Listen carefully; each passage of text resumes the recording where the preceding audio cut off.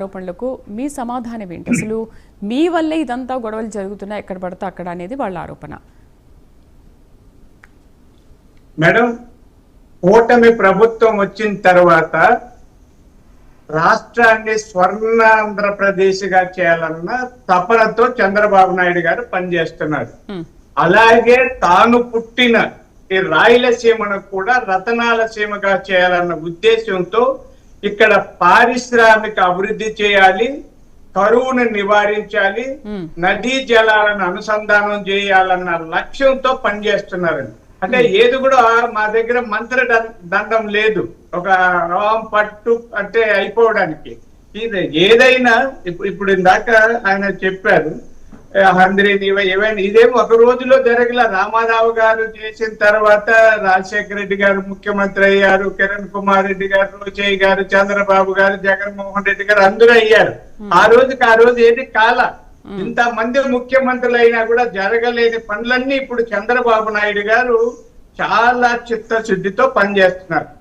Madam, 4.58 లక్షల కోట్ల పెట్టుబడితో రాయలసీమను ఒక పారిశ్రామిక హబ్బుగా తయారు చేయడం కోసం కృషి జరుగుతోంది.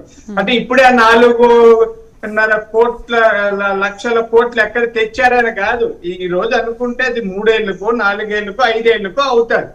ఇప్పుడు కడప జిల్లాలో 16,350 కోట్లతో స్టీల్ ప్లాంట్ వర్క్ జరుగుతారు. వీళ్ళు అంటారు వైఎస్ఆర్ పార్టీలు, అది ఎప్పుడో జగన్మోహన్ రెడ్డి గారు చెప్పారు, అంతకుముందు చెప్పారు. ఎవరెవరో చెప్తే తప్ప పనులు కావండి.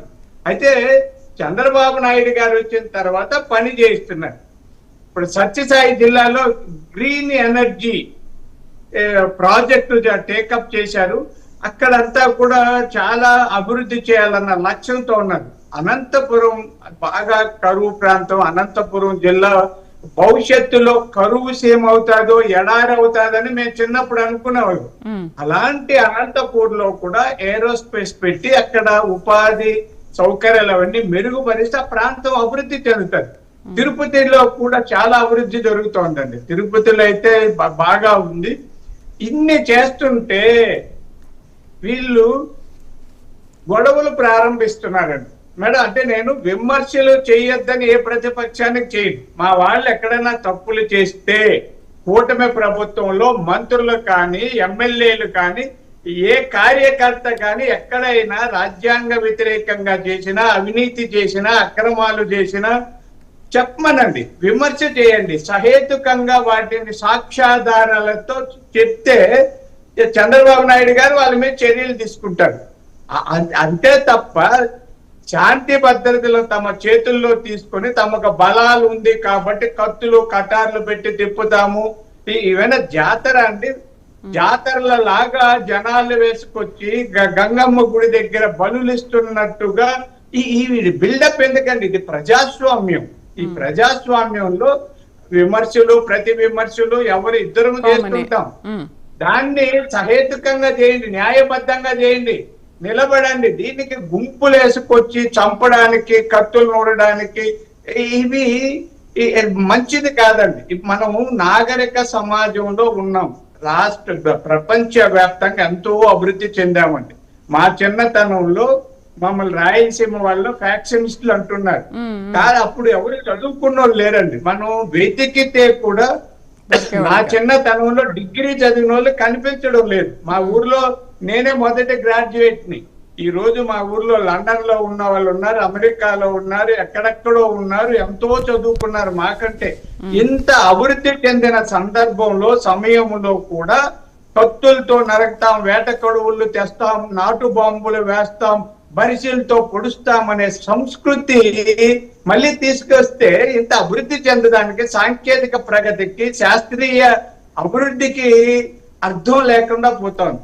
అంటే నేను వాళ్ళ మిత్రులు, వైఎస్ఆర్ పార్టీ మిత్రుల్ని విమర్శలు చేయొద్దని అడగడం లేదు. విమర్శలు చేయండి, తప్పులు ఎత్తి చూపండి, అంతేకాని ఇదేమి వీధి గొడవలు కాదు కదండి. రచ్చలో రంపు రచ్చ గొడవలు రావడం అంటే మనం ఈ సమాజం ఎటుపోతుందని ఆలోచించాల్సిన పరిస్థితిలో ఉందండి. ఇప్పుడు చంద్రబాబు నాయుడు గారు చెప్పారు, అదే ఇప్పుడు ఇందాక ఆయన కూడా అన్నారు, వైఎస్ఆర్ పార్టీ నాయకులు మాటలు అండి.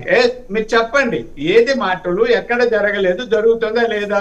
కడప జిల్లాలో స్టీల్ ఫ్యాక్టరీ అన్నాం, ఆ పని జరుగుతా ఉందా లేదా? జరగకపోతే అక్కడికి వెళ్ళండి, ఫోటోలు తీయండి, వీడియోలు తీయండి, సోషల్ మీడియాలో పెట్టండి. ఇది మాటలే. ఎక్కడ చేతలని అడగండి, అంతే తప్ప మాట్లాడితే కొడతాము, రఫా రఫ్ అంటాము, గొడవలు చేస్తాము, నరకుతాము, మా ప్రభుత్వం వస్తే మీ ఇవి మంచి సాంప్రదాయం కాదు అనేది నా ఉద్దేశం అండి. Right, good. నమస్తే వేణుగారు.